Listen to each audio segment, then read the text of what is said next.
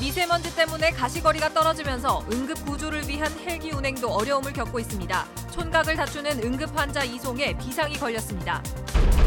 도내 한 사회복지시설이 불법으로 가축을 도축해 가공식품을 만들어 판 것으로 드러났습니다. 불법 도축을 장애가 있는 노숙인들과 함께 했다는 증언도 나와 파문이 일고 있습니다. 원주 MBC 동시조합장 선거 연속 보도로 횡성 한우 브랜드 통합을 두고 갈등이 계속돼온 횡성 축협 조합장 선거전을 살펴봤습니다. 원주 일군 사령부 부지 환원의 묵묵부답인 정부에 대한 반발 수위가 높아지고 있습니다. 원주 범시민대책위원회는 국방부 앞 상경투쟁을 예고하는 등 반발 수위를 높이고 있습니다.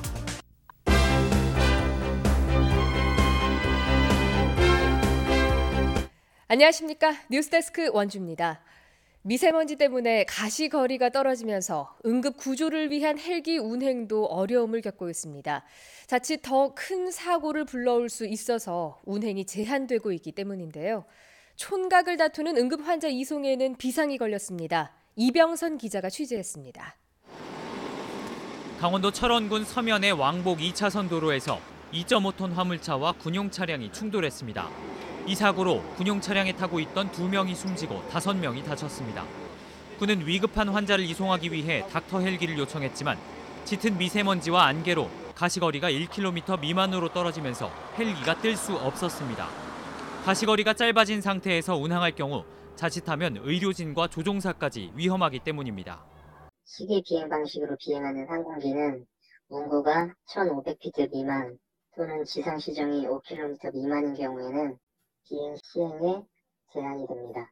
극심한 미세먼지에 안개까지 겹치면서 지난 6일 동안 4번이나 구조 요청에 응하지 못했습니다. 미세먼지로 인해 헬기 운항을 할 수 없어 어려움을 겪는 것은 비단 병원만은 아닙니다. 대형 산불의 주 진압대인 소방항공구조대도 최소 가시거리를 3.2km로 잡고 있는데 최근 가시거리가 3km도 채 안 되면서 지상화재 진압만 가능한 상태입니다. 지난 일주일간 전국에서 10년 평균보다 2.6배가 많은 36건의 산불이 발생하는 등 산불 위험 단계가 높음으로 격상된 상황이어서 불안감을 키우고 있습니다. 이 기본적인 최소 시정하고 운도가 확보가 돼야 헬기 운항의 안전이 확보가 되니까 그 임무를 할 수 없는 조건이죠. 최악의 미세먼지가 응급 상황의 대응도 어렵게 하고 있습니다. MBC 뉴스 이병선입니다. 도내 한 사회복지시설에서 불법으로 가축을 도축하고 사슴 가공식품을 판매한 것으로 확인됐습니다. 불법 도축을 장애가 있는 노숙인들과 함께 했다는 증언도 나와서 파문이 일고 있습니다. 백승호 기자가 취재했습니다. 정신장애와 지적장애 등이 있는 노숙인 80여 명이 모여 사는 춘천의 한 사회복지시설입니다. 노숙인 요양시설인데 시설 안쪽에는 사슴 40여 마리를 키우는 사육장이 있습니다. 또 다른 공간, 잘라놓은 사슴뿔, 녹용이 냉장고에 가득합니다. 즙을 내는 중탕기도 설치되어 있습니다. 이 시설은 꽃사슴 중탕과 녹용 중탕을 각각 25만 원과 30만 원에 팔았습니다. 노숙인 요양시설에서 왜 이런 일을 했을까? 노숙인 요양시설 측은 사슴 농장 운영을 노숙인들의 정서 안정화 프로그램 중 하나라고 말합니다. 원내에서 뭔가 소득 활동을 해서 자금을 만들어서 사회로 다시 복귀를 할 수 있는 취지로다가 이제 프로그램을 시작을 했던 거예요. 그런데 사슴 농장과 녹용 가공 시설 모두 무허가 시설로 확인됐습니다. 이곳에서는 불법 도축도 이뤄졌습니다. 사슴을 잡고 고기를 자르는 등의 불법 도축 작업도 노숙인들과 함께했다는 증언이 나왔습니다. 선생님이 칼로 이렇게 피를 뺀다고요. 그래갖고 내가 부탄 그걸로 이게 지져대보는 거예요. 이제 다 지져대면 이제 우리가 물로 이렇게 싹싹 수세미로 닦아줘요. 노숙인들의 정서 안정 프로그램 운영보다는 수익을 위한 농장이었다는 의혹이 나올 수 있는 대목입니다. 이 시설에서 녹용과 사슴 중탕을 팔아 벌어들인 수익은 매년 2천만 원 정도. 문제가 불거진 직후 농장 운영을 책임졌던 직원은 퇴사했고 연락도 되지 않는 것으로 알려졌습니다. 그 수익을 가지고 회원분들의 참여 훈련비로 지급이 된 걸로 알고 있고요. 담당 사회복지 선생님이 회원분들을 모시고 뭐 여행을 다닌다던가. 현재 경찰은 불법 도축 등에 대한 고발을 접수받고 이 시설에 대해 수사를 벌이고 있습니다. 이 요양시설은 한 종교단체가 춘천시에 위탁받아 30년 넘게 운영 중입니다. 춘천시 장애인 부모연대는 장애 노숙인들에 대한 인권 침해 우려가 크다며 책임자 처벌과 재발 방지 대책을 촉구하고 있습니다. MBC 뉴스 백수호입니다. 원주 MBC가 마련한 동시조합장 선거 연속보도 순서입니다. 오늘은 횡성 한우 사업을 책임지고 있는 횡성 축협 조합장 선거를 살펴봤습니다. 최근 횡성 한우 브랜드 통합을 두고 갈등까지 불거지면서 이번 선거 결과에 관심이 쏠리고 있습니다. 권기만 기자입니다. 횡성 축협의 최대 화두는 횡성 한우의 브랜드 통합 문제입니다. 축협 이사 출신 박수경 후보는 브랜드 통합을 두고 계속된 축협과 횡성군의 갈등이 횡성 한우의 명성을 깎아내리고 있다고 지적했습니다. 행정하고 조율하고 또 우리가 얻을 건 뭔지 또 우리가 내놓을 건 뭔지 이걸 아주 신중하게 협의해서. 엄경익 현 조합장은 횡성 축협 한우의 경쟁력은 차별화에 있다며 브랜드 통합에 있어 반대 입장을 분명히 했습니다. 저희 횡성군의 70%를 차지하는 횡성 축협 한우를 30%하고 같이 통합하라는 건 말이 맞지 않습니다.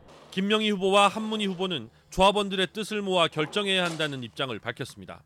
전문 축산인을 표방하는 김명희 후보는 축산농가의 이익을 가장 우선하는 조합을 만들겠다며 지지를 호소했습니다. 협동조합이 축산인의 권익을 찾아주질 않고 어떠한 조합의 실익만 갖고 있는 게 아닌가 이렇게 생각이 들어서. 횡성군 축산과장 출신의 한문희 후보는 횡성 한우의 제2의 도약이 절실한 시점에 공직 출신인 본인이 적임자라고 주장했습니다. 이제는 다시 재도약을 해야 우리가 살 수 있다는, 또 한우 농가들이 살 수 있다는 이런 각오로. 횡성 축협조합의 선거인 수는 1,369명. 신임 조합장은 브랜드 통합을 둘러싼 문제를 매듭 짓고 횡성 한우의 제2의 전성기를 준비해야 하는 중책을 맡게 됩니다. MBC 뉴스 권기만입니다. 동해안 대표 어종인 명태 살리기 프로젝트가 진행되고 있습니다. 방류한 명태가 다시 잡히면서 성과가 나타나고 있는데요. 생존율을 높이는 방안이 연구되고 있습니다. 배연환 기자입니다. 까만 점처럼 보이는 어린 명태 수백만 마리가 수조 속을 이리저리 헤엄칩니다. 또 다른 수조에는 어린이 손바닥만한 명태가, 바로 옆 수조에는 좀 더 큰 명태가 자라고 있습니다. 일정 크기까지 자란 새끼 명태는 바다에 방류합니다. 이곳 연구소에서 나고 자란 어미 명태들입니다. 이 어미 명태들이 생산한 새끼 명태들이 다시 동해로 방류됩니다.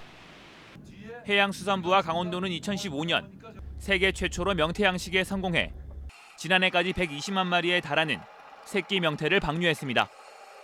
유전자 분석과 부착 표지 등을 통해 지난해부터 어획된 명태 8마리가 모두 방류 개체로 확인됐습니다. 많은 양은 아니지만 동해안에서 지속적으로 인공 종자 방류 명태가 어획되는 것은 동해안에서 어린 명태가 자연에 잘 서식하고 있음을 확인할 수 있고요. 해양수산부는 방류 효과를 높이기 위해 올해부터 생존율을 높이는 데 집중하고 있습니다. 앞으로 방류 효과를 높이기 위해 방류 종자의 크기를 더 키워 생존율을 높일 계획이고요. 방류 시 표지를 부착하고 유전자 검사를 확대하여. 해양수산부는 지난 1월부터 크기에 상관없이 명태 포획을 전면 금지하는 등 명태 살리기에 힘을 쏟고 있습니다. MBC 뉴스 배연환입니다.